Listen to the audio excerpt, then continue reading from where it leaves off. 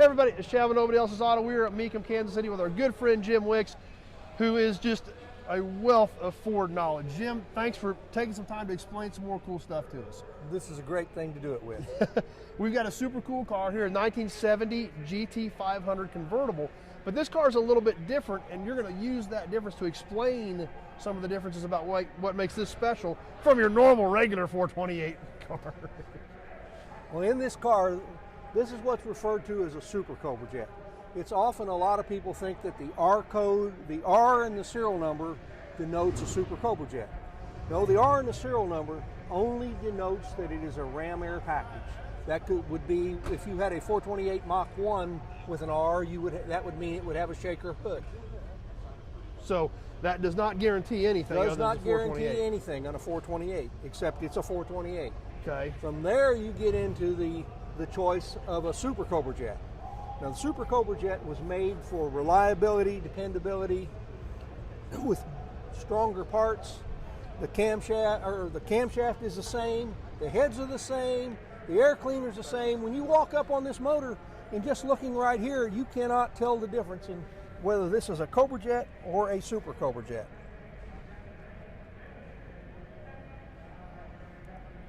The difference gets into the only clue you have, and if the damper, if the crank is sitting at the right rotation, you can look down beside the fuel pump through the water pump and the fuel pump hole and see that there's a counterweight there. And this one is clocked, so we can. It's just hard to see down there. It's hard to see, but it looks like a hatchet head. Some refer to it as a tomahawk. But that is an externally balanced crankshaft to counter for the weight of the heavy Le Mans rods. So in the Super Cobra Jet, you get a different crankshaft, you get the balance, you get Le Mans rods, you get cap screw rods as opposed to nut and bolt rods, you get a forged piston rather than a cast piston, and the rest of the package is pretty much the same. But then you get into the add-on. You have this oil cooler. That's a Super Cobra Jet deal. When you see that oil cooler, that denotes a Super Cobra Jet package car. So obviously, if you keep the oil cooler, it'll run longer, better longevity. So when you pop the hood and just look at the engine, you can't tell any difference. It's all inside. This under the hood, this looks like any other 69, 70 GT500 that you would walk up on. So other than if it's got the oil cooler or if you can see the balancer, that's the only possibility to denote something different. That's right. Now, is there anything in the VIN or anything to show any of that, or do you have to have the Marty Report? The Marty Report is the best thing, but there is also another little note that projects what it is. Okay. When you look at the rear end code, if you open the door and we go to the door tag,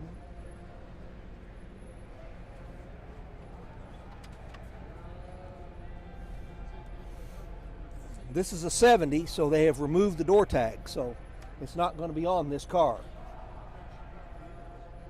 70 Shelby, when it became a 70, they threw away anything that denoted it being a 69 car. So let's just pretend that this is a Mach 1 instead of a Shelby.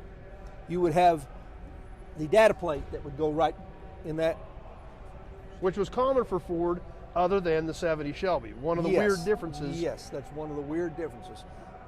So this is right, not having one. Exactly. So a lot of people would say this something's been monkeyed with on this car because it doesn't have a door tag, but being a 70 Shelby, that's correct. That is correct. So what would that tag show to help us? That tag would show in the rear end code, Super Cobra Jets were available with 2 rear ends only.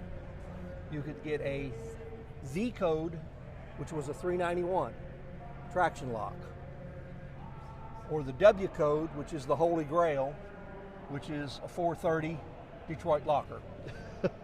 And that was meant for one thing, going a quarter mile at a time. Absolutely, yes. Yeah. So there's a mixture in some of the, in whether you got a Detroit or a traction lock with the 430s, but that's what the rear end absolutely has to be a lower geared rear end. So if you know these cars well enough and you can do enough research, you can kind of tell from the car if it may have been a Super Cobra Jet car. Yes. But yes. obviously the Marty Report is a guarantee. Absolutely. But just somebody who just finds a car and they're looking it over, you've got to know those little certain things, or you would never know whether it had a chance of being one or not. And on this, we do have a Marty Report on this car. This car was sold at Gotham Ford in New York. And we get into the axle code, V391 traction lock. So that is what you absolutely a guarantee that it is a Super Cobra Jet drag back car. Well, that's pretty interesting. Some more great Ford knowledge from our good friend Jim Wicks. Love doing these videos with you. That's why we've got the whole playlist on the channel. Be sure to check that out, the whole Jim Wicks list of all the knowledge he's shared with us over the last several years of doing these videos. Once again, more great information, and thanks for taking a few minutes with us, Jim. Thank you, Chad. So, great. Let's take a little better look at this car here in a few minutes.